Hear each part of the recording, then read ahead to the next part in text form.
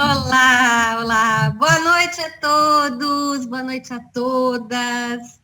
Estou muito feliz em poder participar deste encontro entre a BTB e Espaço Funcional. Eu sou a Mônica Pimenta, proprietária do Espaço Funcional Mônica Pimenta, uma academia de funcional. E a gente, já há alguns anos, fazemos algumas parcerias com a BTB, que é a Associação Brasileira de Chuckball, hoje presidida pela minha querida amiga Salete, né? Eu acho que o Outubro Rosa é um assunto muito importante para nós mulheres. É a forma da gente encarar, né, um problema, da gente procurar a prevenção, né, do câncer de mama, que é uma doença muito silenciosa no começo, então ela é difícil de detectar. Aí na hora que vem os sintomas, aí já o tratamento é um pouco mais drástico. E nada melhor do que a gente ter um médico especialista no assunto, Dr. Carlos Martins Pontes. Dr. Carlos, boa noite. Tudo bem com o senhor? É uma honra tê-lo aqui mais uma vez falando com a gente, com o Espaço Funcional, sobre o câncer de mama para nós mulheres, né? E eu vou passar a palavra para a Salete, minha querida, para falar um pouquinho da convidada dela, a Elisa. Obrigada, amor. Boa noite a todos. É um prazer ter o convidado, Dr. Carlos, aqui com a gente. Um prazer essa parceria que a gente tem feito há bastante tempo já com a Mônica também, com o Espaço Funcional. É um prazer muito grande para a BTB.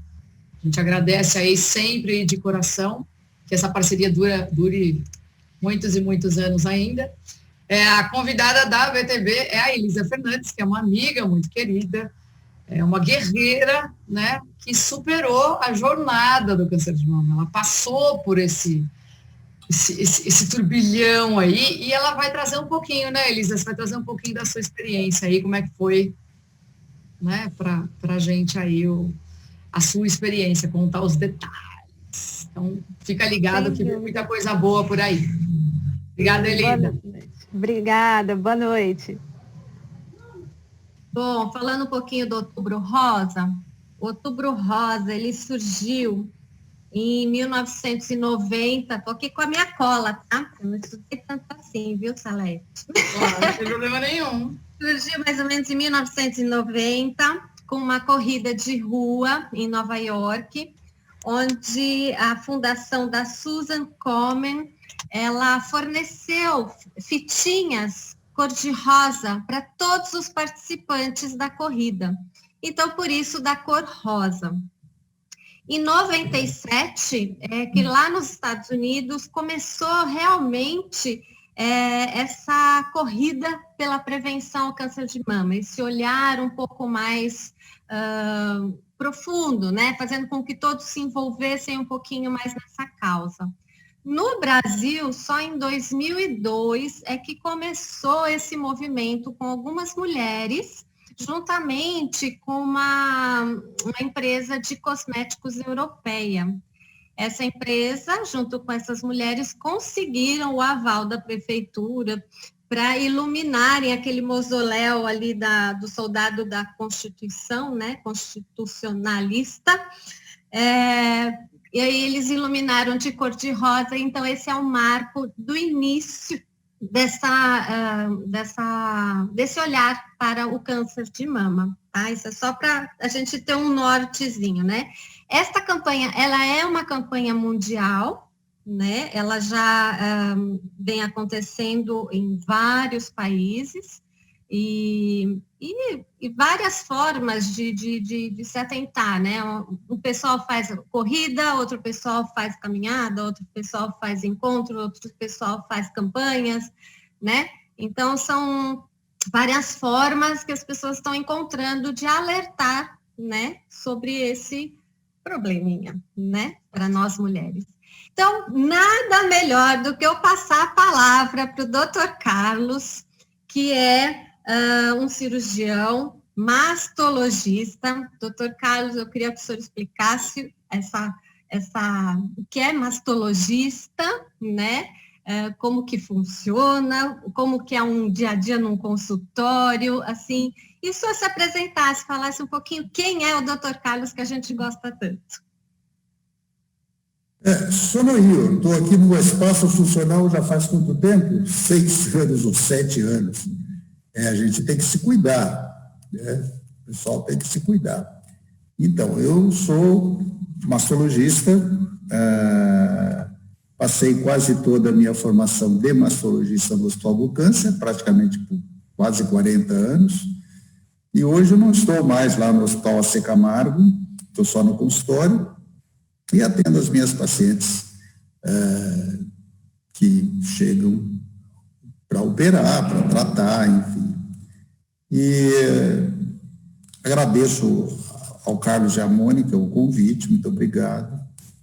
E eu tinha pensado trouxe até uma fichinha do consultório, porque existem várias perguntas que poderiam ser formuladas. Então, com a minha fichinha, eu talvez responda já algumas perguntas e depois pode, se houver alguma questão a mais, a gente tenta responder. Então, a paciente procura o mastologista geralmente porque ela é encaminhada pelo ginecologista. Então, ou ela procura espontaneamente. Qual é a queixa da paciente? É dor, é o encontro do nódulo pelo autoexame, que o autoexame é recomendado a fazer uma vez por mês. Embora pessoalmente, eu tenha algumas considerações, umas críticas a fazer ao autoexame, porque eu acho que ninguém levanta de manhã e fala, hoje eu vou ver se eu estou com câncer de mama. Eu acho isso muito difícil. Então, em vez de autoexame, eu gostaria que tivesse uma explicação que a mulher, tem que conhecer a sua mama e não ficar, hoje eu vou fazer o autoexame para encontrar câncer. Ninguém faz isso. Eu acredito que ninguém faça isso. Então, essa paciente chega ao consultório com essa dúvida. Ela tem um nódulo, ou então ela vai com exames onde a mamografia, o ultrassom, ou a ressonância magnética de mamas encontrou alguma alteração. Essa alteração é dada pela sigla BIRADS. Então, o pessoal já conhece. BIRADS é uma sigla que começou com a mama, B de breast, e que agora espalhou para TIRADS de tireoide, PIRADS de próstata, enfim, espalhou para toda a parte de câncer. Então, ela chega e ela pode também se queixar de uma descarga papilar, e a maioria das descargas papilares é de pouca importância. A única descarga papilar mais importante é a sanguinolenta, pode estar indicando um câncer, ou a aquosa, ou com água de arroz. Então, você tem que investigar. E ela pode também se queixar de um prurido no mamilo, onde você tem uma doença especial, um câncer especial da mama, que é o câncer de Behçet.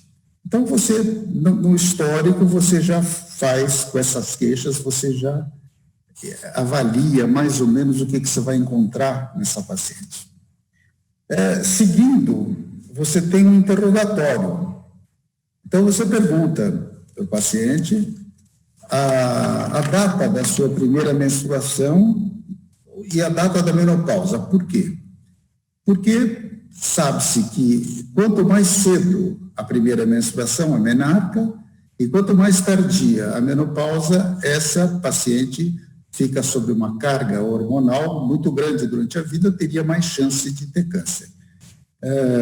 Você pergunta também se usa reposição hormonal. As mulheres menopausadas, se elas fazem uso da reposição hormonal.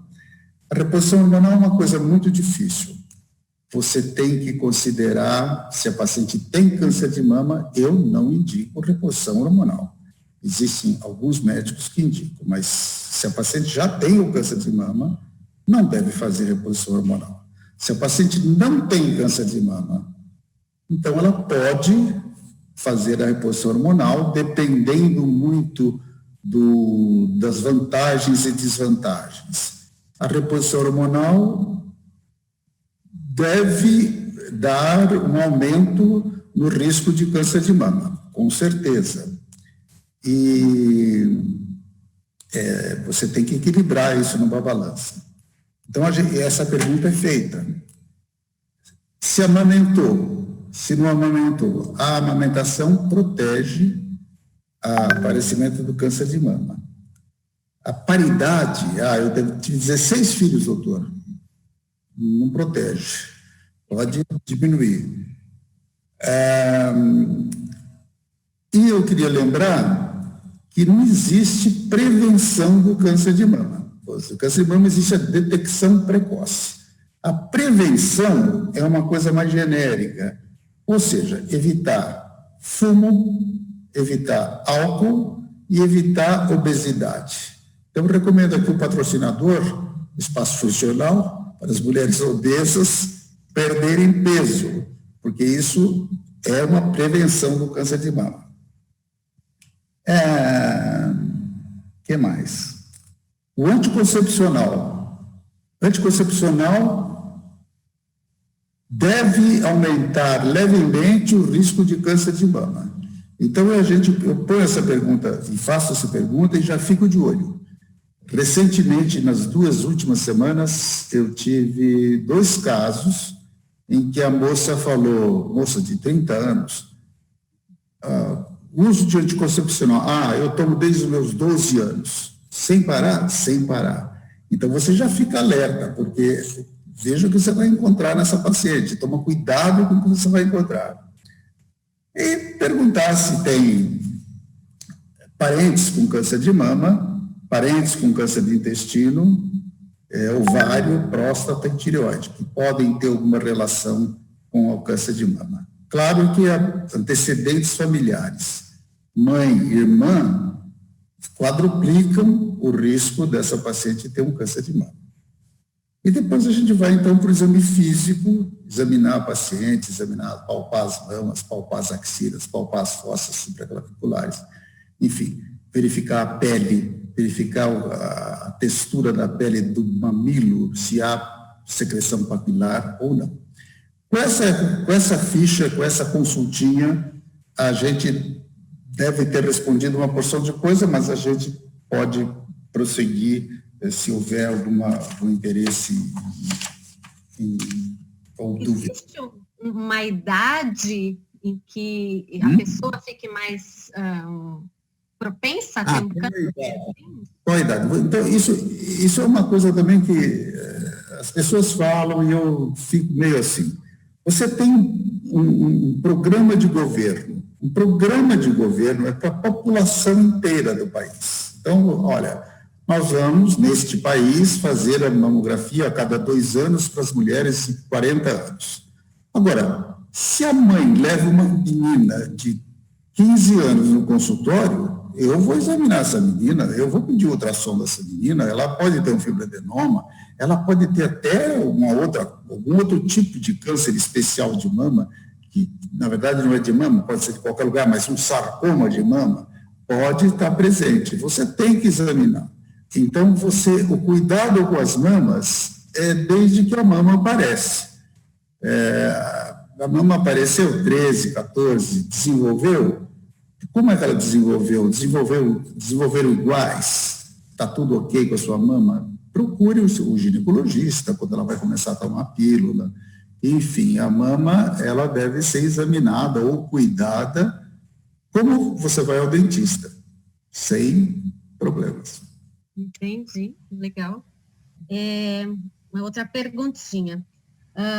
Os melhores exames para detecção de um nódulo, de alguma coisa, seria o ultrassom e a mamografia. Por que a mamografia é tão horrível, doutor? Tão horrível? Porque foi feita. Se fosse feita, se ela tivesse sido inventada pelas mulheres, seria mais fácil, mas nós que inventamos. Então, não tem jeito. Não tem feitinho, né? Mas dá para... A mamografia e o ultrassom são os exames de básicos, né, para você ter um diagnóstico, os exames básicos. Muita gente pede a ressonância magnética como um exame básico. Eu não concordo muito com isso, porque a ressonância magnética às vezes traz mais problema do que solução. Então, a ressonância que a gente pede, que eu peço, é só quando você tem uma alteração no ultrassom ou na mamografia, ou, enfim. Aí você pede a ressonância para confirmar essa alteração ou afastar essa alteração. Isso aí, a ressonância magnética é ótima, mas ela pega muita coisa, e muita coisa que ela pega não é nada. Então, acaba assustando muito. São os 3 exames que a gente pede. E também o líquido, né, da descarga papilar, se houver essa descarga, mas também é um exame meio fraquinho.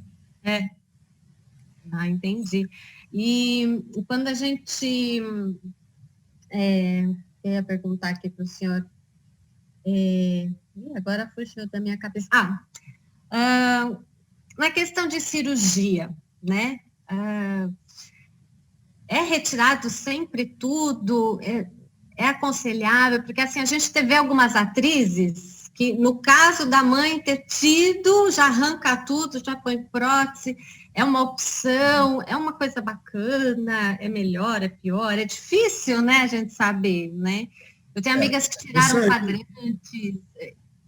Cada caso é um caso, né? A gente sabe, mas só para a gente não se assustar tanto. Você tem que selecionar muito bem essas pacientes, muito bem. Existe um exame de testes de BRCA, gene BRCA1, BRCA2, que você pode fazer e que esse exame desse gene indicaria que essa paciente vai ter o câncer de mama. Então, tem alta possibilidade de ter o câncer de mama durante a vida. Então, tá bom. Então, você vai fazer, a mãe dela tem câncer, ela tem o gene mutado, enfim. Aí você pode fazer. Outras situações, a mãe tem câncer, ela faz uma biópsia com atipia, e não é câncer, mas é uma atipia que poderá levar a câncer, ou ela tem uma ressonância magnética complicada, então você pode fazer, e a gente tem feito algumas vezes uma mastectomia bilateral, mas nunca com o objetivo de falar, olha, você vai ficar bonitinha, vai ganhar uma plástica e tá.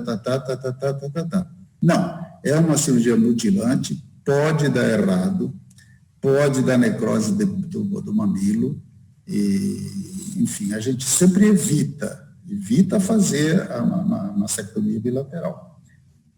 As cirurgias dependem do tipo de câncer, são vários tipos, depende do tamanho do câncer, aí você pode fazer um quadrante, você pode fazer uma mastectomia, mas são vários tipos de cirurgia que podem ser feitos. Você pode fazer uma redução desse tumor que você encontra na primeira consulta com uma quimioterapia antes da cirurgia e completar com radioterapia, assim por diante. São várias possibilidades que você pode atuar, né? São vários os tipos de câncer de mama, não é isso? Não, são vários os tipos. Tem os cânceres in situ que não evoluem, mas nesses casos você deve fazer uma mastectomia bilateral, porque eles podem ser, o carcinoma lobular in situ pode ocorrer nas duas mamas ao mesmo tempo.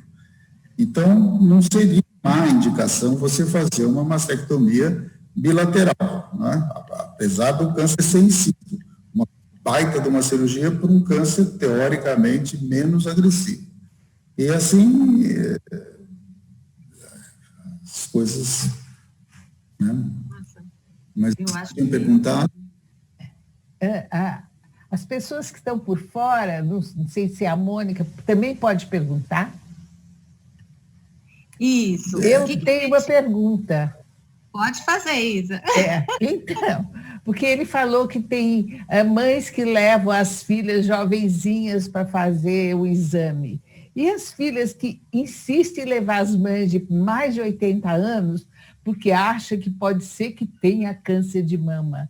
Com essa idade, tem câncer de mama? Aparece ainda? Tem sim. Tem sim.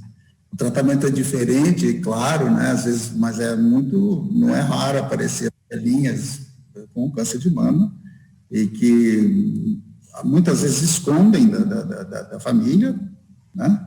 Escondem porque não querem dar problema, não querem atrapalhar, não querem isso, mas a filha leva e você faz o diagnóstico de câncer de mama. E às vezes você está numa situação em que ela, pela idade dela, você nem indica muito cirurgia, às vezes um tratamento via oral, um tratamento hormonal.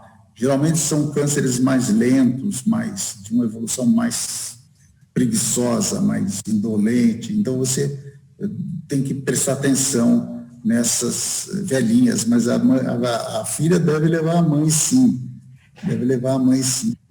porque às vezes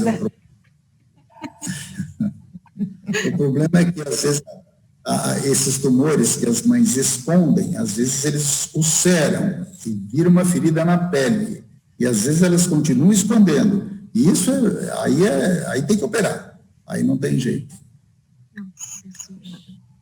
Obrigada pela resposta. Desculpa a interrupção. Gente, vamos fazer assim. Imagina, tá no assunto, né? Já deu aqui 25 minutos. Eu vou passar a palavra agora para a Salete, para ela falar um pouquinho com a Elisa. E no final, gente, vamos abrir as perguntas. Se alguém tiver mais dúvidas ou quiser conversar um pouquinho mais com o Dr. Carlos, ou conhecer um pouquinho mais da Elisa, da história da Elisa, que é bem interessante também, que eu já soube umas coisinhas. Eu queria agradecer muito, Dr. Carlos, muito, né? Eu acho que foi super esclarecedor, né? Então, aquele monte de perguntas que eu ia fazer, o senhor já respondeu de papum, e agradeço. Então, agora a gente conversa um pouquinho com a Salete e com a Elisa, e aí a gente volta com as perguntas, pode ser? Com certeza. Então, tá bom, obrigada. Obrigada, amor. Obrigada, doutor Carlos. A gente já teve aí algumas informações, né, já esclarecidas, isso é bastante importante, né? A gente segue aí com esse cuidado, né, que é diário, que é dia a dia, né, não exatamente aquilo que o senhor falou, né, a gente vai se examinar todos os dias, o tempo todo, mas eu acho que se cada uma de nós mantiver o cuidado sempre em mente, né, é uma coisa que a gente se cuida muito. E me tocou muito a frase que o doutor Carlos trouxe, de que não existe a prevenção, né? Existe o fumar menos ou não fumar, existe a obesidade e tal. E aí eu me remeto imediatamente à história da Elisa, né? Que muito do que eu conheço da história dela tem a ver não com o que ela preveniu, né? Eu não quero adiantar aqui, não quero dar spoiler, não com o que ela preveniu, mas com o que ela tem a dizer sobre prevenção. Então, Elisa, aguarda essa parte aí para o final, tá bom? Porque eu acho que é muito legal da sua fala, da sua história, essa parte. Bom, seja mais uma vez bem-vinda, muito obrigada pela presença. Queria que você contasse para a gente, Elisa, como é que foi a sua jornada? Porque você é uma guerreira, você é uma vencedora. E falar isso, assim, eu já aqui estou toda arrepiada, porque eu ouvi essa história algumas vezes, né, diretamente de você. E todas elas eu me emocionei muito, e tem que segurar aqui de novo para não me emocionar, mas enfim, como é que foi para você receber esse diagnóstico? Como é que foi lutar com esse monstrinho ou monstrão, ou não foi um monstro para você? Quer dizer, como é que foi esse seu processo? Fica à vontade para contar para a gente, que a história é fantástica.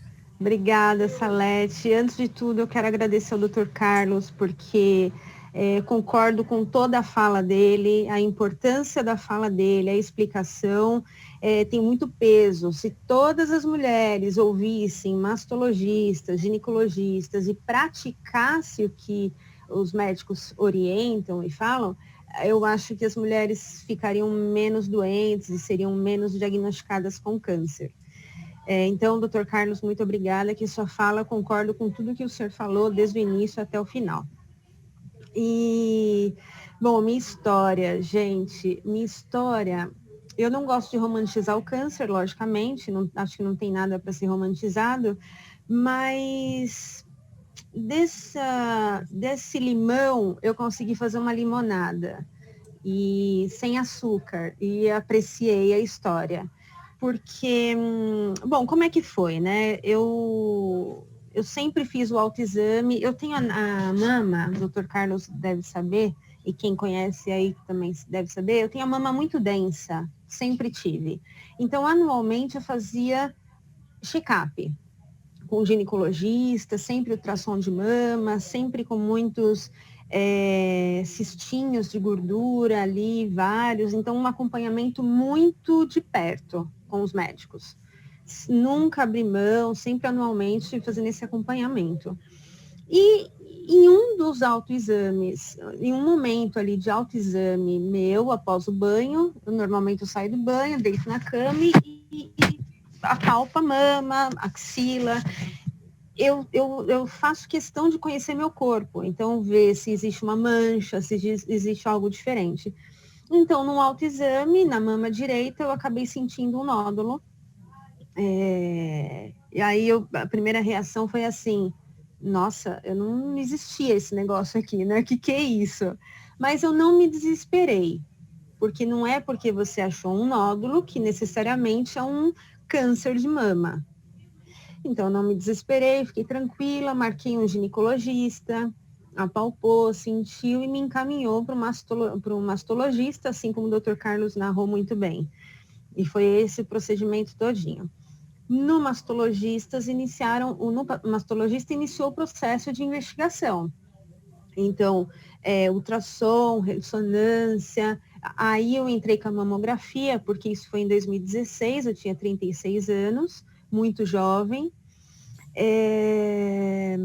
Na época, muito irresponsável com o meu corpo, nos cuidados, no autocuidado. Então, a síndrome da mulher cuidar de todos estava em mim. Então, eu cuidava de todos e não cuidava de mim. Eu fazia o autoexame ali anualmente, mas não era algo que eu estava em primeiro lugar.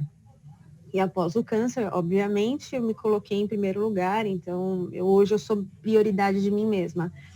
E aí fiz todos os exames e fiz uma biópsia.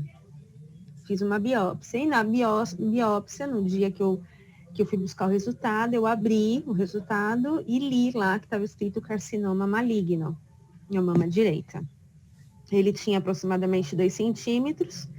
No momento que eu peguei a biópsia, eu fui buscar a biópsia muito tranquila, eu estava junto com a minha filha. Eu tenho uma filha que esse ano faz 21 anos, na época ela tinha 16. E uma coisa importante que eu queria falar, eu estava quase esquecendo, é que por 15 anos da minha vida direto, eu tomei anticoncepcional sem interrupções e sem menstruar. Eu menstruava muito pouco, era assim, raramente. E hoje eu entendo os malefícios que eu causei no meu corpo tomando essa atitude. Porque hoje também penso o seguinte, a responsabilidade não é só da mulher se prevenir de uma gestação indesejada, é do homem e da mulher. Isso mudou. Antes eu achava que a responsabilidade era só minha, hoje não mais. Então, há 4 anos que eu não tomo medicamento anticoncepcional nenhum, não posso, né? Nenhum médico recomenda. Então, qualquer tipo de prevenção é feito a partir do homem, no caso do meu parceiro. Então, eu peguei a biópsia. Naquele momento que eu peguei a biópsia, realmente eu perdi o chão. Eu literalmente tenho um apagão emocional e de memória. Emocional não, de memória mesmo. Eu não lembro como que eu fui embora ali daquele lugar. Eu lembro que chorei, avisei minha filha que não ia acontecer nada, que estava tudo bem, estava tudo sob controle, e não estava. Na verdade, eu tinha descoberto que eu estava perdendo o controle, que aquele controle, aquela ilusão que eu tinha na cabeça de que existia algum controle da minha vida nas minhas mãos, foi um engano. Respirei, pensei e escolhi passar por esse processo da melhor forma possível. Então, eu não me entreguei à depressão, eu não me entreguei à tristeza. Eu sabia que, quando eu fui diagnosticada com câncer, eu pensei o seguinte: eu tenho consciência do que é um câncer, eu sei que ele pode me matar em poucos meses, mas eu também posso sobreviver a ele. Então, o que eu posso fazer na minha trajetória, durante o meu tratamento, que vá me ajudar fisicamente, emocionalmente, na minha recuperação e no processo de cura? Se é que eu posso usar essa palavra, né? Então, eu fui passar por essa jornada da melhor forma possível. E aí, em um mês, eu já iniciei o processo de quimioterapia. Eu fiz 16 químios, 4 vermelhas e o restante todas brancas. As 4 vermelhas normalmente são as mais temidas, porque você passa muito mal, você faz de 15 em 15 dias e tal, não sei o quê. E eu simplesmente não senti sintomas. Eu não vomitava, eu não enjoava, eu não emagrecia, eu não engordei. E não porque eu sou uma privilegiada, abençoada ou algo do tipo, não. Eu acho que a escolha que eu fiz na vida, a forma que eu ia passar por esse processo, ajudou muito. Eu não lutei contra um câncer. Eu decidi que eu ia mudar algumas coisas na minha vida, transformar algumas coisas na minha alimentação, na minha vida emocional, na minha vida relacional, na minha vida profissional. Coisas que eu podia fazer, que podia mudar, eu falei, vou mudar. Então, eu fiquei careca, perdi sobrancelha, cílios, tudo, mas também não foi um peso, não foi um fardo, porque o cabelo tá todo aqui, eu tenho que cortar sempre, porque cresce absurdamente, raspo na parte de baixo para manter menos cabelo, porque uma vez careca, a praticidade toda de ficar careca, você não quer mais cabelo dando trabalho. Parece uma piada, mas eu literalmente, assim, desapeguei de cabelo. Passa. E aí eu falava para as pessoas assim, gente, não se preocupem, esse processo, ele passa. Não é um processo permanente, eu não vou viver permanentemente aqui dentro do câncer, com essa doença, na quimioterapia, vai passar. Tanto que eu fiz 6 meses de quimioterapia, quando terminou, o câncer já tinha praticamente todo desaparecido, ficou uma cicatriz que o meu oncologista falou que a quimioterapia, o meu corpo respondeu muito bem à quimioterapia, mas não some totalmente, e aí fica uma cicatriz, e por isso eu fiz uma mastectomia total da mama direita. A única parte preservada do meu corpo foi a pele. E assim, eu brinco que eu faço piada com isso, gente. Eu acho que tem que fazer, tem que levar na esportiva. Eu falo que ficou melhor do que antes, literalmente. Eu falo, gente, ficou melhor do que antes. Então, assim, eu curto meu corpo, eu curto o processo que eu passei. Não tô querendo romantizar, não tô querendo falar, não sofre. É difícil, é um processo doloroso, é um processo que você cai em si de muitas coisas que você estava praticando e já não dá mais certo. Você você teve câncer, você foi diagnosticada com câncer. E agora? Será que a vida que eu estava levando antes tá dando resultado? Era correta? Ou me beneficiou em alguma coisa? Não. Eu descobri que a forma que eu estava vivendo antes, ela não me trouxe um resultado positivo, porque eu tive um câncer. E o câncer, a gente sabe que fatores externos e internos relacionados à vida emocional são fatores agravantes. Então, estresse, sedentarismo, alimentação, tabagismo, excesso de álcool, tudo isso é um agravante. O próprio uso de medicamento. Então, eu mudei radicalmente o estilo de vida que eu tinha antes. Tanto é que eu emagreci 10 quilos, eu pesava quase 60 quilos, hoje eu estou pesando 52 quilos, mas é porque eu ganhei um pouco de massa magra na academia, mas eu perdi 10 quilos num processo que eu fiz, que eu mudei a alimentação, eu mudei os meus relacionamentos, quando eu queria... Eu já não falo mais sim para todo mundo. Então, aonde eu não quero estar ou quem eu não quero receber, eu falo não e agradeço, assim, mas é não. Então, eu respeito aquilo que eu sinto. Então, se eu estou feliz, eu respeito. Se eu estou triste, quero ficar na minha, também me respeito. Então, eu passei a me priorizar, eu passei a desenvolver um autocuidado, eu comecei a cuidar de forma integral de mim mesma, assim. Que legal, que legal. Eu adoro essa história toda e tem muito mais detalhe aí nas entrelinhas, né? É muito legal, acho que você trouxe bem a história que eu conheço. Você teve histórico familiar, Elis? Alguém na sua família tinha algum histórico de algum tipo de câncer? Então, câncer de mama, eu fui a primeira na minha família. A gente tentou retomar histórico passado e não encontramos. A minha mãe teve câncer de intestino, de reto, na verdade. E por causa do câncer de reto dela, eu fiz aquele exame que a Angelina Jolie fez, que é o exame para ver a genética, para verificar se tinha relação. Acabou que esse meu exame deu negativo e aí a gente ficou mais tranquilo. Mas eu cheguei a fazer um exame para investigar se tinha relações, né, genéticas, assim. Entre a minha mãe e eu. Me toca muito a frase que você diz, hoje eu sou prioridade de mim mesma. Antes você não era, né? Acho que você disse um pouquinho agora, né? Que você mudou seus relacionamentos, você deixou de dizer sim para tudo.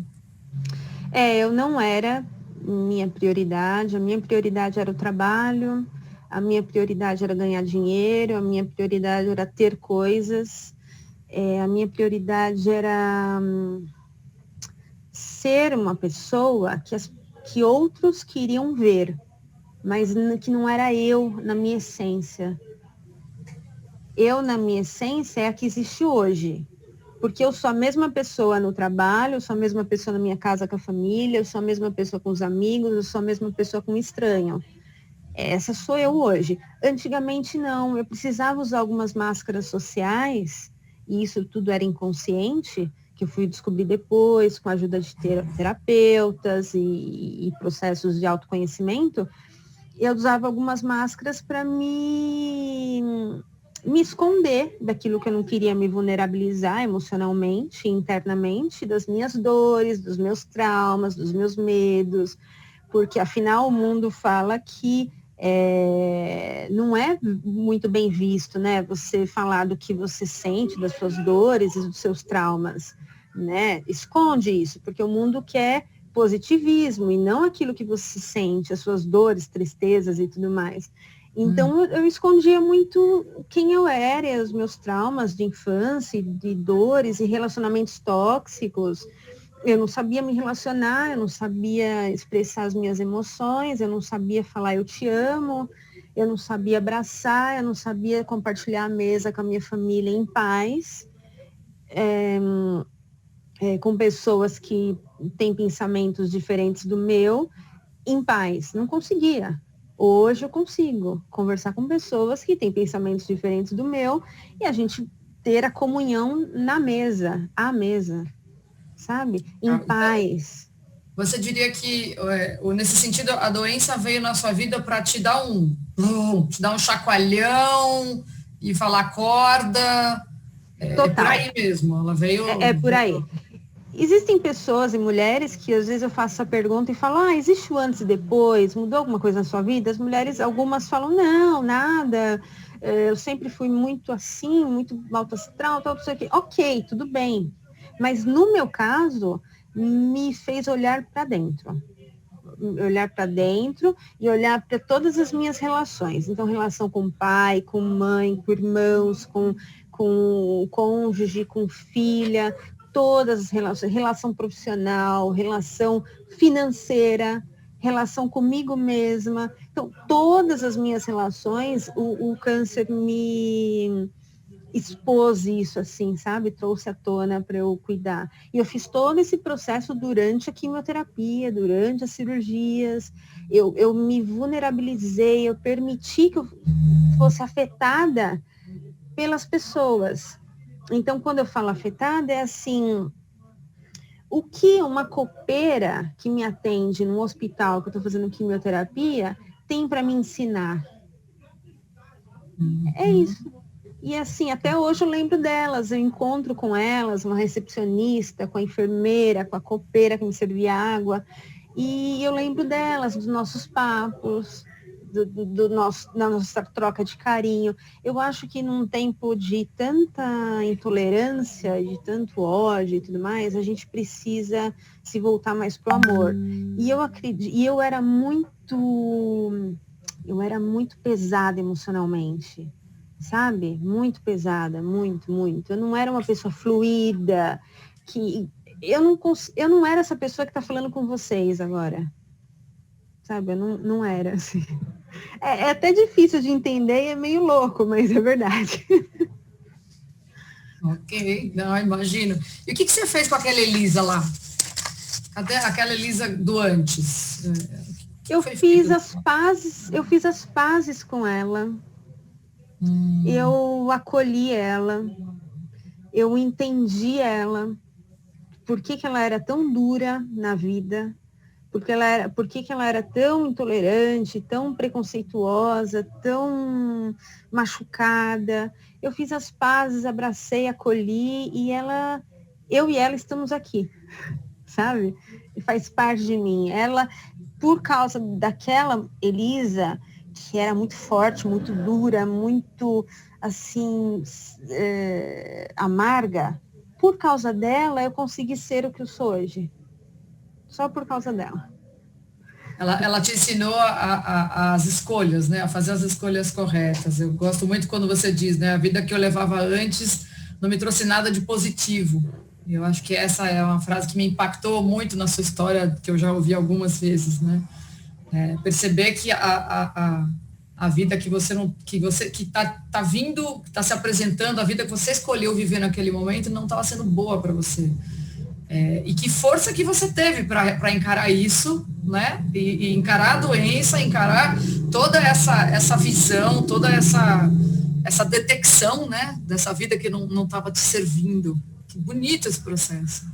Exato, a vida não estava funcionando, o método que eu estava utilizando não funcionou. Aí caiu a ficha no dia que eu peguei o resultado do câncer. E realmente, assim, eu costumo falar que o câncer, ele foi protagonista da minha vida em poucos meses. Porque eu tomei as rédeas da minha vida, eu me tornei protagonista da minha vida. Ele precisou vir, ele precisou se manifestar por talvez maus tratos que eu mesma causei contra o meu corpo, mas que em determinado momento eu falei, acabou, porque agora eu peguei as rédeas da minha vida e quem está no comando sou eu. Então, assim, nossa, foi incrível esse processo. Eu olho a minha história e eu tenho muita alegria, muito orgulho, porque é muito difícil olhar para as dores, é muito difícil olhar para tudo que você carrega dentro, mas vale a pena, vale muito a pena. Então, se eu pudesse falar para a mulherada, gente, não é necessário a manifestação de um câncer para que a gente tome uma atitude de se olhar para dentro. Eu precisei. Talvez outra coisa não despertaria em mim esse autoconhecimento, essa vontade de evoluir como ser humano.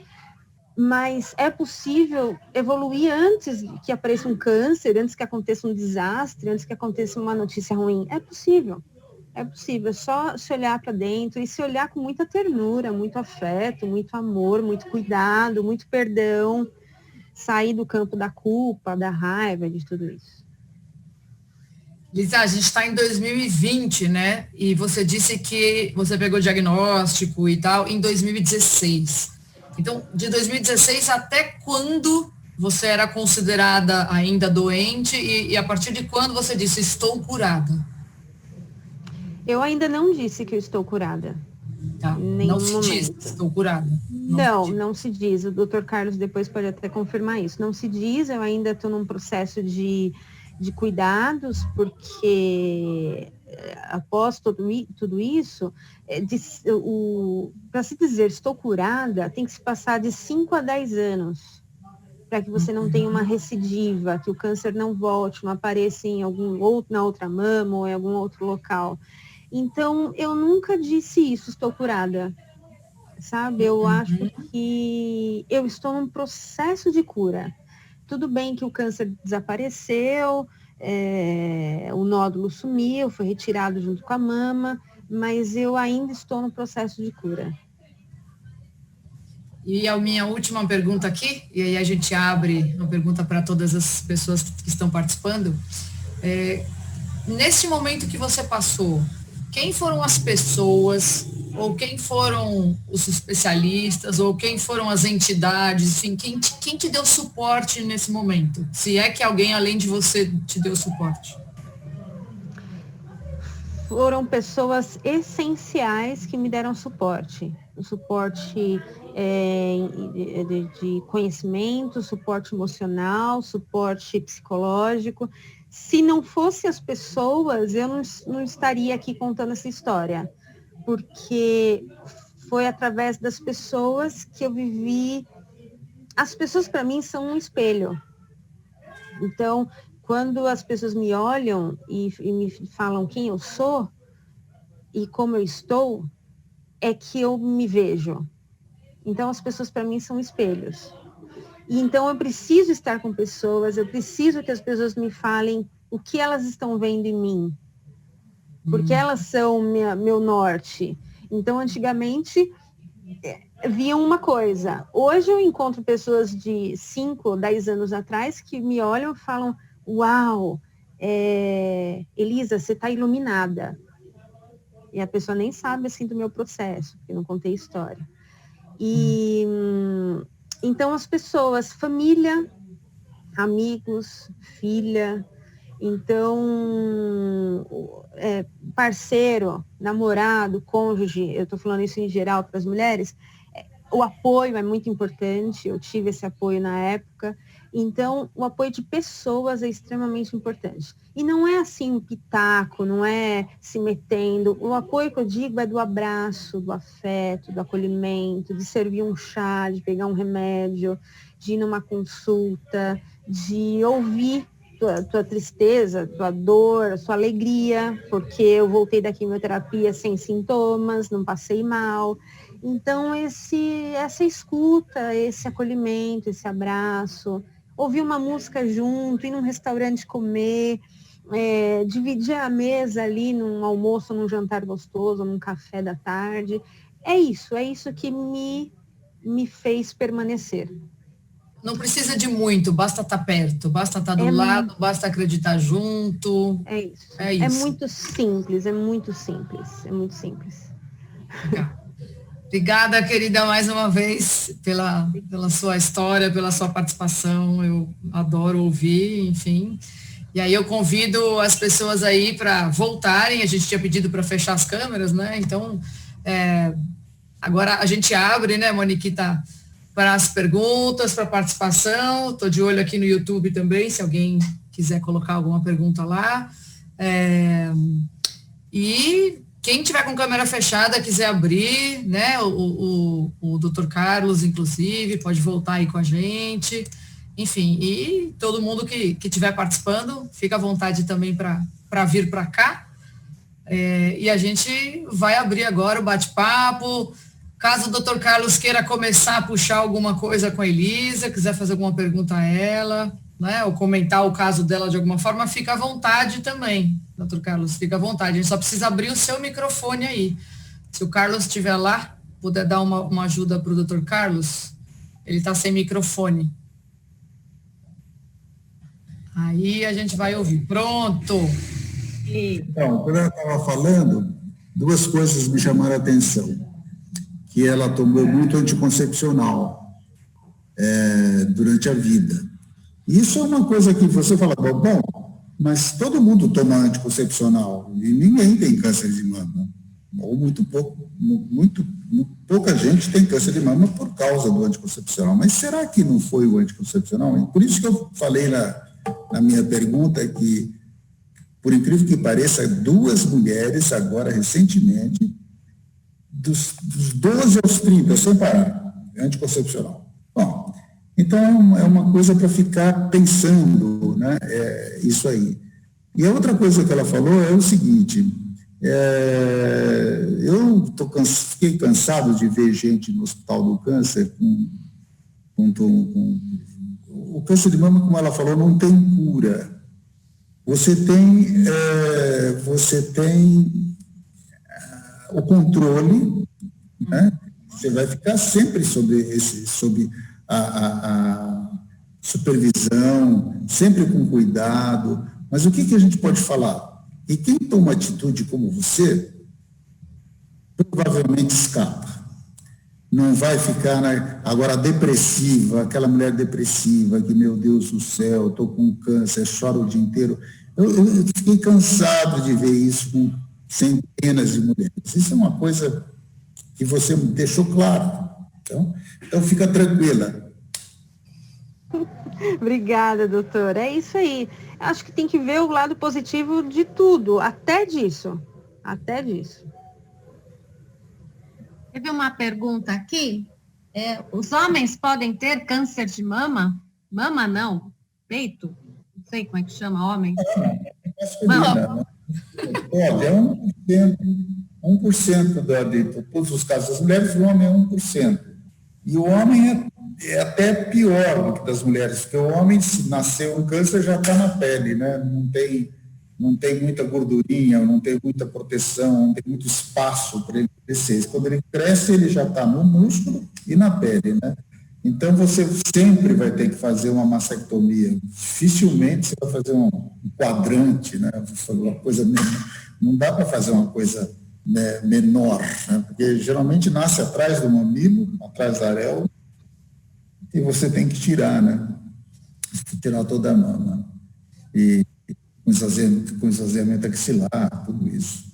E o homem não tem essa força, né? Isso é coisa de mulher. Eu ia falar para ela que ela estava contando muita vantagem, mas não tem vantagem nenhuma porque ela é mulher. Porque o homem é covardão. As mulheres têm toda a vantagem, entendeu? Então, o homem é mais difícil, bem mais difícil. E, doutor Carlos, a incidência do câncer de mama nos homens, ela é significativa em termos de falar também em prevenção e tudo mais, ou é uma coisa mais rara de acontecer? O homem, não tem pouco estudo sobre o homem, porque é 1% de todos os cânceres das mulheres. A cada 100 mulheres que você tem com câncer, você tem um homem com câncer. Você vai para a mastectomia e o resto do tratamento é igual. A quimioterapia, a hormonoterapia, castração, igual a mulher que faz a oforectomia em alguns casos, o homem você faz a castração. Tratamento e esse câncer nos homens, ele pode ser tão grave quanto das mulheres. O fato de termos nós, por exemplo, a possibilidade de mamas densas, e não necessariamente eles, isso tem alguma correlação? Não necessariamente. O homem, apesar de não ter mama densa é um termo criado provavelmente nos Estados Unidos, onde me contaram que você, a cada facility, que eles chamam, né, quer dizer, essas unidades que fazem mamografia, você tem um advogado na porta, e quando a mulher acaba de fazer a mamografia, o advogado pergunta: o médico falou que você tem mama densa? Não falou, então vamos processar o médico. Porque ficou essa coisa de mama densa na radiografia. Por quê? Porque a mama densa é como se você olhasse com um vidro fosco. Você não vê nada. E o câncer é uma coisa também fosca. Então você não enxerga. Por isso que precisa fazer ultrassom, e muitas vezes, se essa mama for muito densa, pedir ressonância magnética. Então, você precisa tomar cuidado mesmo com a mama densa. Mas há um pouco de confusão de mama densa radiológica com a mama densa palpatória. Então, o que é a mama densa? É a mama jovem, a mama que não está substituída por gordura, que isso é um processo natural da mama que amamentou ou da mulher que envelheceu. Isso é natural. Mas foi essa pergunta. A gente está falando aqui na parte dos homens, né? E aí tem um complemento aqui, né, Mônica, da pergunta. O homem, ele apesar de... É a mesma gravidade, é o mesmo estadiamento que você faz, estadiamento clínico, estadiamento patológico, é o mesmo, é igual ao da mulher, não tem diferença. E o homem é mais fácil de achar, né? Ele palpa, muito mais facilidade que a mulher. Então, talvez nesse ponto seja uma vantagem até para o homem, né? Então, hoje em dia, o que tem de gente no consultório que faz academia, né, e toma aquelas boletas todas, a Mônica nunca me deu, não sei por quê. Não. Isso é só os hormônios aí. Isso. Então, eles vêm com as mamas grandes, né? Vem com a mama grande e a gente opera, tira as mamas. Tudo bem. Joia. E complementando essa pergunta dos homens, né, com câncer de mama, o Carlos pergunta se algum trauma local pode ser um motivo, pode ocasionar o câncer. Quer dizer, eu tive um acidente, por algum motivo eu tive um trauma, um edema na região das mamas, tanto homem quanto mulher, e isso poderia causar um câncer? Olha, a resposta é não. Mas agora eu estava pensando numa possibilidade de ser em relação ao carcinoma, que é o câncer da mama normal, carcinoma. Mas existe um outro tipo que talvez possa, que é o sarcoma, mas isso não é um câncer de mama. O sarcoma você pode ter nos ossos, nos músculos, em qualquer lugar. Então, pode ser que um trauma possa favorecer o aparecimento de um sarcoma, isso eu não tenho certeza, mas sarcoma, inclusive, não é tão frequente na mama. Mas o carcinoma não, é muito frequente a paciente se queixar, eu bati na porta e aí apareceu o caroço. Não, ela bateu na porta, foi palpar e achou o caroço, já está lá. É um achado de exame, né? É um achado do exame. E com relação a essas mulheres, eu vou falar essas mulheres porque eu não tenho coragem, mas muitas estão colocando prótese, né? Tem umas que põem por trás do músculo, outra pela frente do músculo. Isso atrapalha nos exames, né? Não atrapalha. Então, você tem as radiografias hoje são muito boas, né? Apesar de ser chato, elas dão muito detalhes. Você tem a ressonância magnética, você tem o ultrassom. O que ela pode atrapalhar é quando a paciente chega com a prótese e fala assim, eu tenho um nódulo, ou então o ultrassom ou a mamografia viu o nódulo, você não consegue palpar, porque você não tem um contrapiso para poder palpar, porque é mole embaixo, mesmo estando debaixo do músculo. Tanto faz estar debaixo do músculo quanto debaixo da glândula, não existe dificuldade para você fazer diagnóstico. Dá para fazer. Dá para fazer. Queria perguntar para a Elisa, ela contou para a gente que você teve, né, uma mastectomia na mama direita, né? Sim. E você até brincou que ficou melhor que antes, né? Ficou. Então, para a gente aqui, né, eu que não sei, não conheço, enfim, não vi, né, como faz para ficar igual? Fica igual? Tudo bem que ficou melhor, mas assim, se você comparar a sua original, vamos dizer assim, né, como é que você colocou, você diria que alguém olha e fala, essa daqui tá e essa daqui tá, ou não, elas são idênticas, elas são iguais? Logicamente, as minhas mamas naturais, antes, nenhuma mama é igual a outra. Nosso corpo, lado direito e lado esquerdo, não são iguais, já por natureza. Então, uma mama antes do câncer já era uma diferente da outra. Após o câncer, permanece uma diferente da outra. Porque essa daqui eu só tenho pele e a prótese, né, que preenche todo o espaço. E a outra eu ainda tenho pele, ainda tem gordura e ainda tem uma prótese aqui. E tem mamilo também, né? Então, quem vê só pela roupa acha que as duas são iguais, ok. Mas obviamente que eu vejo diferença, né? Uma tem mamilo, a outra não tem mamilo. Eu não quis fazer implante, nada, nenhuma reconstrução de mamilo, porque eu me sinto bem sem. E tá tudo bem. Então, tem diferença, lógico, tem diferença sim. Matar as curiosidades, né? Porque a gente tem que perguntar para quem passa por lógico, isso. Né? E eu não tenho vergonha nenhuma de falar. Eu também não tenho de perguntar, então. Engraçado que nesse mês de outubro, eu tô fazendo uma tatuagem, né, enorme, que vai pegar toda a mama que eu tive câncer e vai descer até a costela. E a minha maior tatuagem, eu tô celebrando com passarinhos, flores, e alegria, e vida, e amor. Viva, viva! E como é que ficou a sensibilidade, Elisa, nessa mama direita? Então, ela não...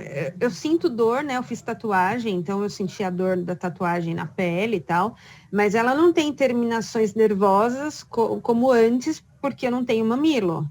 Mas em questão de pele, ainda sinto sim. Ainda tenho a sensibilidade da pele. Uhum. Mas ficou linda, gente. Assim, olha, ficou linda mesmo. Então, mulherada, eu quero encorajar as mulheres o seguinte, não temer o câncer. Porque acontece o seguinte, as coisas evoluíram tanto, porque antigamente, na época da minha bisavó, da minha avó, e uns décadas atrás, as coisas eram muito ainda pré-histórias, muito pré-histórica a coisa ainda. Então, hoje a gente está no século XXI, a medicina evoluiu muito, os medicamentos evoluíram muito. Então, assim, quando se descobre o câncer muito no início, por causa toda de um check-up anual que se faz no ginecologista, as chances de você sobreviver e passar por essa jornada aí é muito grande, o Dr. Carlos pode confirmar. E eu estou aqui, né? O câncer tinha 2 centímetros e tudo mais, eu estou aqui. Então, não se preocupem, mulheres. Hoje tem plástica, é lógico que depende de de novo, eu não estou romantizando, depende de cada tipo de câncer. O meu, ele estava a 1 centímetro da pele, ele estava muito próximo, ele estava mais para frente do que para o fundo. O doutor pode falar isso, porque quando está muito no fundo, é mais complicado, tal, não sei o quê. Então, assim, tudo depende do tipo de câncer. Mas, gente, dá para evitar o câncer. Alguém fez uma pergunta aí, que eu vi aqui, sobre o que causa o câncer. E eu já vou aproveitar o momento. Porque são N fatores, não tem assim um fator determinante e único. Olha, é isso. O doutor pode complementar depois também. Porque é fator emocional, é fator de estresse, é fatores internos de emoções mal resolvidas que a gente coloca debaixo do tapete ou vai para trás da porta. É aquele nível de estresse super elevado, porque você tem que ficar batendo meta todos os dias na empresa, e a gente absorve e somatiza tudo isso no corpo. Na época eu usava muito essa palavra, somatizar, e eu somatizava muito no meu corpo, tanto que eu tinha aqui no meu ombro nódulos e mais nódulos de tensão que eu carregava aqui. E eu larguei isso pelo caminho, porque eu não quero mais, né? Então, assim, são N fatores. Então, alimentação, gente, quem come só fast food já está comprovado cientificamente em livros e tudo mais, o doutor também pode confirmar, que é prejudicial à saúde. Fumar, beber, sedentarismo. A gente não foi feito para ficar usando o carro o dia inteiro, usando o controle remoto e sentado no sofá, só apertando os botões. A gente não foi feito para isso. A gente é uma máquina potente.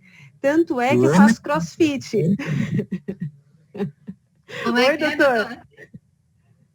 O homem foi feito para deitar no sofá com o controle remoto. É isso, entendeu? É isso. Mulherada não foi feita para isso.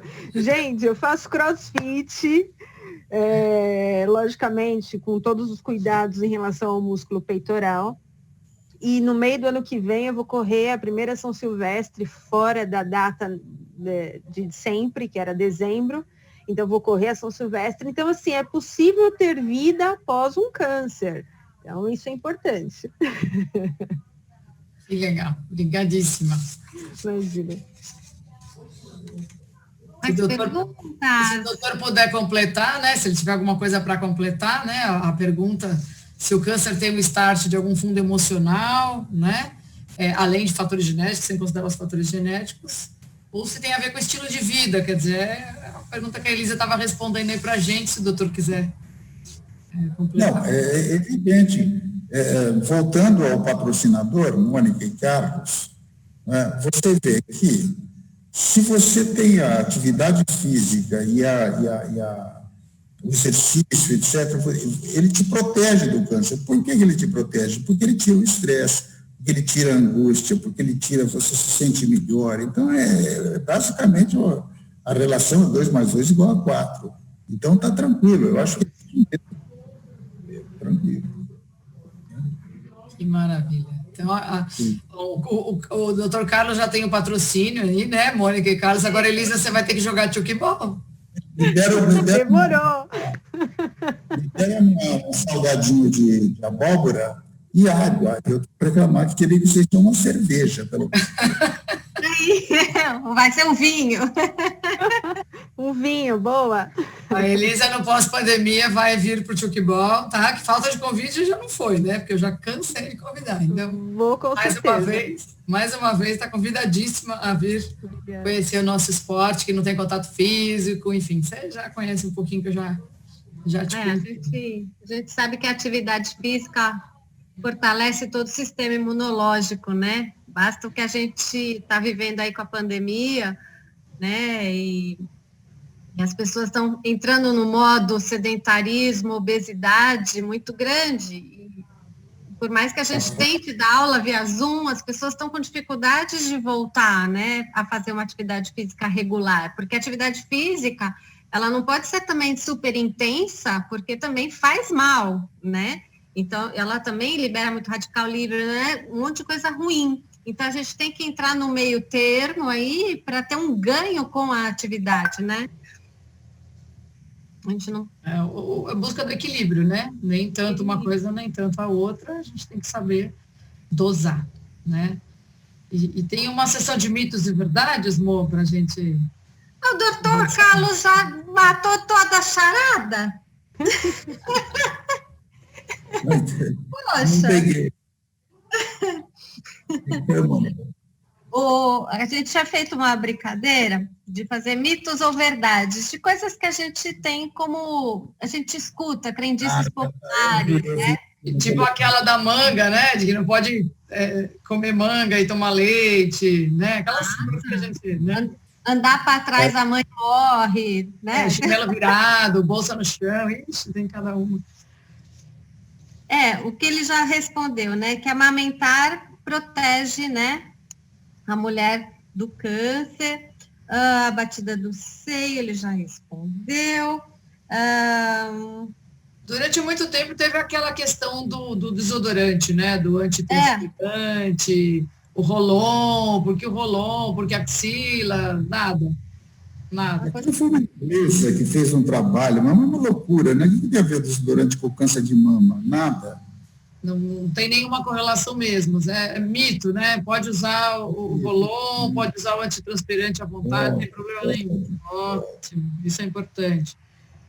E as mulheres que menstruam muito cedo, doutor Carlos, elas têm mais propensão ou isso não tem nenhuma relação? As que menstruam cedo e que entram na menopausa tarde. É o período, elas ficam durante muito tempo sob a influência hormonal, sobre as ondas hormonais durante um período muito longo. Então, elas têm mais chance de desenvolver câncer de mama do que a outra que menstrua mais tarde e termina a menstruação mais cedo. E aí, desculpa, amor. Não, é que ele falou de hormônio, e aí eu fiquei aqui pensando que é um outro mito, né, que a gente tem, é que aí não vou fazer reposição hormonal porque tem muita chance de câncer de mama. Então, ou câncer de ovário também, né? Isso câncer de mama, claro, depende de mutação de genes, isso aí, mas em relação ao câncer de mama, a reposição hormonal, ela aumenta. Você tem vários trabalhos, então é que nem o Covid, viu? Você tem um monte de trabalho, você não sabe onde é que você vai pisar. Então você tem trabalhos, não aumenta, só aumenta a partir de um tempo de uso, por exemplo, 4 anos, alguns, 8 anos, outros dizem, mas se você for pensar, você vai lembrar que a sua avó, na época da sua avó, você não conhecia tanta gente, ou eles tanta gente com câncer de mama. E hoje você tem muita gente com câncer de mama. Entendeu? Então, por quê? É porque a alimentação está... linguiça, salsicha, virou tudo. Você não compra mais a carne in natura, você compra tudo embalado, tudo produzido, tudo. Então é complicado o negócio desse. O boi, para engordar, toma hormônio. O frango toma hormônio. E você vai comendo isso aí. Então, na época da minha avó, das minhas tias, eu só fui ver o primeiro câncer de mama quando eu estava no 5º ano da faculdade. Era. Claro, depois entrei no Hospital do Câncer, aí drena tudo para lá. Mas eram senhoras mais velhas, era uma coisa mais... E depois você foi vendo esse câncer aparecer cada vez em idade mais precoce, e eu acho que é por causa disso. E está estabelecido que aumenta, o uso de reposição hormonal aumenta, pode ser até pouco. Você aí vai ter que pôr na balança. Olha, doutor, eu estou com 45 anos, parei a minha menstruação e vou casar. Eu tenho que trabalhar, tenho 3 empregos e eu não consigo. Bom, aí você vai ter que tomar hormônio, porque senão você vai ficar em casa. Né? Então, ela tem tudo para fazer, vai casar, vai ter um marido, etc., uma atividade muito grande, ela tem que tomar hormônio, você tem que colocar na balança. Agora, se ela tiver o câncer de mama, jamais. E eu não recomendo se a mãe, irmão, familiar perto tiver câncer de mama, porque aí a chance dela desenvolver o câncer triplica. Né? Aí ela triplica. Tem uma pergunta aqui. O DIU, tipo Mirena, ela aumenta o risco? Tem algum estudo que comprove e fale sobre isso? Eu não vou saber te dizer isso. Isso é em relação a anticoncepcionais orais. O DIU é progesterona. Então, tem gente que fala que a progesterona protege o câncer de mama. Tanto que você não tem grávidas, é muito raro você ver grávida com câncer de mama. Por quê? Porque ela está banhada na progesterona, ela está toda protegida. A grávida é uma pessoa protegida. Então, eu não sei te responder isso aí. Eu vou ser mais o ginecologista. Queria voltar uma pergunta para a Elisa. A filha da Elisa hoje vai fazer 21, né? Você comentou com a gente que ela vai fazer 21. E aí você contou também que quando você descobriu ela tinha 16. Quer dizer, como é que foram esses 5 anos da vida dela, né? Tendo você como exemplo, tanto para o lado ruim, no sentido de que, poxa, existe uma carga genética da minha mãe que eu posso ter dado, então eu vou tomar o direito aqui de chamar de lado ruim da história. E tem o lado bom da história, que é ver a sua história de superação, a forma como você encarou tudo isso. Então, como é a relação de vocês e como vocês cuidam dessa possível, né, dessa possibilidade bem assim longínqua, né, de aparecer alguma coisa assim com ela. Vocês intensificaram os autoexames, ela intensificou o autoexame, ou ela está fazendo um acompanhamento mais, mais próximo? Mais próximo. Tá isso? Então, sim, ela faz um acompanhamento bem de perto com um ginecologista, chegou a já passar também no mastologista, porque também ela tem uma mama densa, muito parecida com a minha antes, e com cistos e tal. E então, sim, intensificou o cuidado, ela tem noção dos perigos e tudo mais.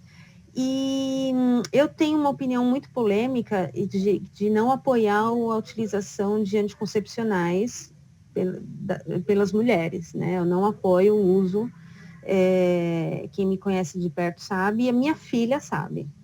Então, por alguns anos ela ficou sem, mas aí recentemente ela começou a namorar, e aí não sei o que, aquela coisa, e acabou voltando a utilizar o anticoncepcional. Só que nós já conversamos, ela tem 21 anos, ela faz as escolhas dela, ela tem na casa dela a mãe com a experiência e sabe que o anticoncepcional possivelmente foi um agravante, um dos agravantes. E então ela está ciente, a gente conversou muito, a gente sempre teve uma conversa muito transparente, muito aberta e muito direta, tanto sobre morte quanto sobre cuidados integrais com o corpo, principalmente saúde. Então está ciente, sabe das responsabilidades, sabe o que pode acontecer, as conversas são muito abertas e ocorrem as conversas, mas ela tem livre-arbítrio, né, para escolher e fazer as escolhas dela e tal. Mas sim, tem um cuidado diferenciado por causa do meu histórico. Acontece sim. Beleza, obrigada. Uma pergunta da Sil, Moniquita, você lê para a gente? Leio. Doutor Carlos, todo tipo de reposição hormonal aumenta a chance de câncer de mama? Ou existem algumas reposições que são consideradas mais fracas? Por exemplo, o Livial. Acho que é assim que fala, Livial. O Livial é a tibolona. Então, teoricamente, a tibolona não aumentaria o risco. Mas a gente vê algumas pacientes que tomam a tibolona e que desenvolvem o câncer de mama. Eu não vou saber te dizer estatisticamente se foi por causa da tibolona ou não. A reposição hormonal com estrógeno e progesterona, que é a comum, aumenta levemente. Com a tibolona, se diz que a probabilidade de ela aumentar o risco é muito baixa. É muito baixa. Então, você fica na dúvida. Se você dá, nessas condições que são postas, você fica na dúvida. Se a paciente tem câncer de mama, eu também não daria tibolona. Na paciente que tem a mãe, a irmã com câncer de mama, eu também não daria tibolona. Ah, mas pode dar, porque eu não daria. Entendeu? Apesar de ser realmente um hormônio menos agressivo, um hormônio mais indicado para a reposição hormonal, é verdade. Aí, Sil. Respondida. Eu posso dar minha opinião sobre isso? Claro. Eu concordo totalmente com o doutor. Eu não arriscaria nenhum tipo de hormônio, nem o mais fraco. Mas eu acho que é possível a gente tentar equilibrar nosso corpo, é lógico, testando, experimentando, através da alimentação, através de ervas naturais, através de suplementos. Tanto é que os índios viviam na selva com os medicamentos naturais ali. Então, eu acredito muito na suplementação de elementos que a natureza nos fornece, naquilo que frutas, verduras, legumes, ervas. Então, eu iria por esse caminho aí. Atualmente, eu vou por esse caminho, na verdade, bastante. Então, eu faço diversas suplementações de elementos aí naturais para que ocorra um equilíbrio no meu corpo integral. integral. É isso. Eu diria que é uma alimentação interessante a sua. Eu diria que até um pouco esquisita para os meus padrões, né?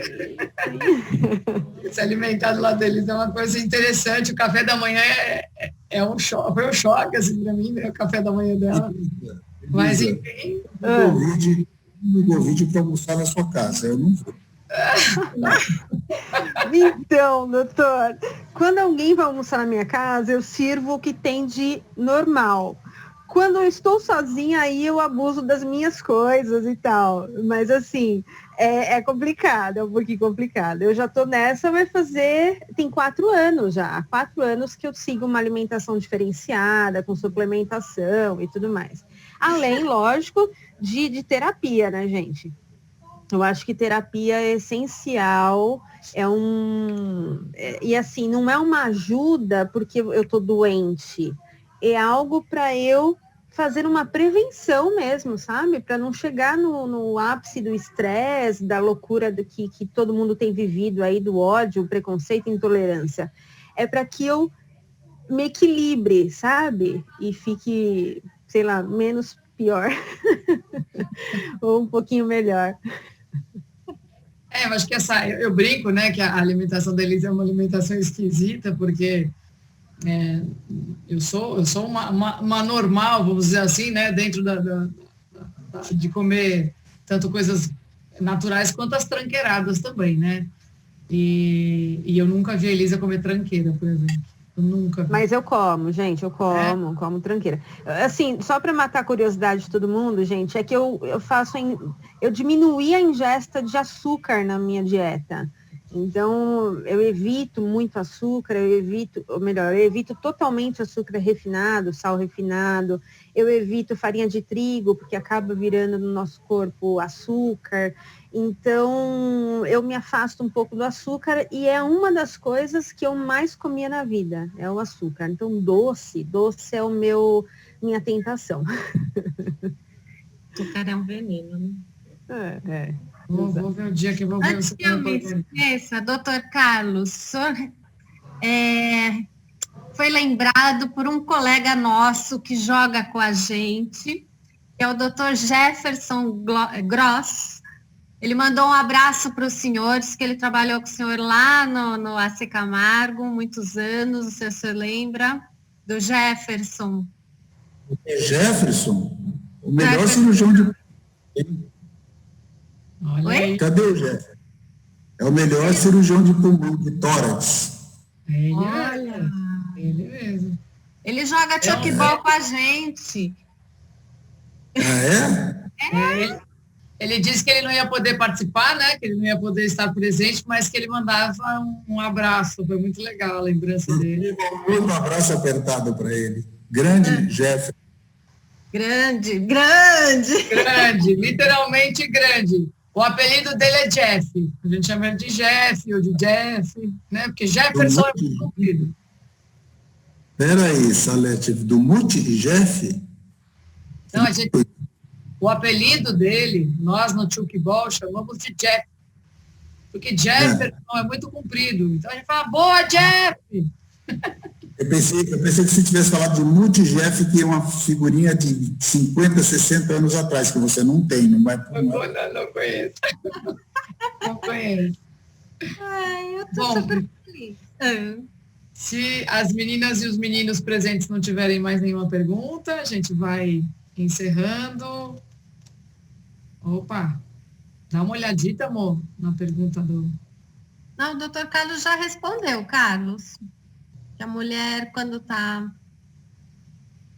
grávida, ela tá bem protegida com progesterona. Ele pergunta se passa as células cancerígenas para o bebê. Não. Faz o quê? Se as células de câncer da mãe vão passar para o filho na gestação. Não, isso não. Muito. É um crescimento desordenado das células próprias. Mas... Então, obrigada, né, a todos os participantes aí. A gente vai encaminhando, né, para o encerramento.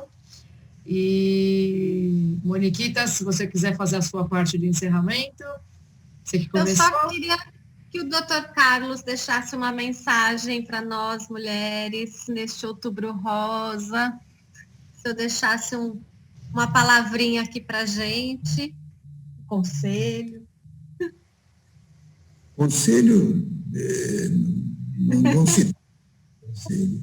Mas eu lembraria que o Outubro Rosa é um mês que as mulheres procuram realmente o mastologista com mais frequência, né? Porque a propaganda é boa nesse sentido, muito boa nesse sentido. E o que eu posso lembrar é exatamente isso, conhecer o corpo, né? Não fazer autoexame programado, dia 20 eu vou ver se eu tenho câncer, isso não. Como é que é, no 7º, 10º dia depois da menstruação, não sei o que é. Eu não acho que ninguém faz isso, não pode fazer isso. Eu tenho até uma brincadeira, mas eu não vou falar. Então, a lembrança é que realmente as mulheres têm que conhecer o corpo, e as mulheres são, olha, é aquilo que eu estava brincando, que os homens são fraquinhos e as mulheres são fortes, é o que a Elisa mostra. Quer dizer, vocês são incríveis e suportam e enfrentam e vencem, entendeu? Então, claro, ela fala que faz terapia, etc. Tem que fazer mesmo, tem que enfrentar. E a capacidade das mulheres de enfrentar é um negócio violento. Então, continuem assim. Obrigada, saúde. Obrigada, doutor Carlos. Elisa, que mensagem você deixa para a gente, que você pode, já levando aí para o seu encerramento também, o que você deixa de mensagem para a gente? Obrigada, doutor Carlos, pelas palavras, assim, incrível, amei, doutor Carlos, acho que ele está muito coerente com tudo que ele está falando, e o que eu deixo é o seguinte, mulherada, para se amar, ame-se, e ame-se de forma potente, forte, intensa, sabe, ame-se. Não se coloque em segundo lugar em nenhuma situação, seja em relacionamentos tóxicos, seja em prevenção, em check-up, né? Não prevenção, em check-up. Check-up frequente. Tudo que é descoberto no início é muito mais fácil, é muito mais fluido. Não tenha medo. Hoje a estatística, tá certo que o câncer de mama é o que mais mata as mulheres, mas por quê? Porque muitas ficam com muito medo e aí deixa tudo para cima da hora. Não tenha medo, enfrente. Isso que o Dr. Carlos falou é verdade. A gente tem uma força dentro da gente que a gente desconhece e a gente só descobre nesses momentos. Então não permita conhecer essa força só nesse momento. Já descubra a sua força agora. Então ame-se. Ame-se, se cuide e se coloque como prioridade mesmo. Que legal. É isso que eu deixo aí de mensagem. Obrigada a todo mundo pelo convite, obrigada por todo mundo que ouviu. E foi incrível. É sempre muito bom falar desse assunto, viu, gente? Sempre muito importante. Eu gosto. Delícia. As nossas participantes e os nossos participantes, se quiserem abrir a câmera para a gente fazer uma foto com todo mundo, né? Acho que eu fico muito contente aí, né, em nome da associação, a gente poder proporcionar esse bate-papo, poder proporcionar esse momento para as nossas atletas, para os familiares das nossas atletas, né, para as pessoas que estão nos assistindo aqui ao vivo ou que vão assistir depois, que vão assistir daqui a um ano, enfim. A gente teve aí informações bastante importantes, numa coisa muito coloquial, muito tranquila, muito, muito fácil de compreender. E, mais uma vez, eu agradeço a participação. Enquanto isso, o pessoal vai abrindo câmera, que legal. Olha aí, nossas menininhas, né, as nossas mocinhas, atletas da seleção. Olha que legal. Ih, peraí, deixa eu abrir a câmera do Carlos, que o Carlos está de castigo aqui. Pronto, Carlos. Abriu? Abrimos a câmera do Carlos. O doutor Carlos está aí, é só o Carlos que está... Tem fotografia, porque se o Nilde perceber essa fotografia, eu estou perdido. Só a Silvia que não consegue abrir a câmera, né? Tá sem câmera no PC, uma pena. Mas estamos aí. Cadê a Mica? A Mica caiu. Volta, Mica. Volta, Mica, para a gente fazer a foto. Obrigada, Neide. Obrigada, Elisa. Obrigada, doutor Carlos. Obrigada, Carlos. Obrigada, Mica. Obrigada a Marcinha, que está aí. A Marcinha, que está aí. Que legal. Eunice, obrigada pela presença. Thalita, obrigada. Silvia também. Né? Quem estiver lá no YouTube, parece que tem pessoas assistindo lá também. Então, que legal. Prontos? Maria. Isso, foto, atenção, ninguém se mexe, ninguém pisca, 1, 2 e já. Que linda a nossa foto da posteridade. Obrigada. Muito bacana tê-los aqui hoje, essa noite. Foi uma coisa bem bacana, né, Sal, da gente ter podido unir forças num prol maior aí, né? Obrigada pelas perguntas, obrigada pela presença de todos. Muito obrigada de novo aos convidados e aos participantes. A gente encerra assim e desejamos aí um bom cuidado para todos vocês, não só em relação ao Covid, não só em relação ao câncer de mama, a todos os outros, né, a todos os outros vilões que podem comprometer a nossa saúde.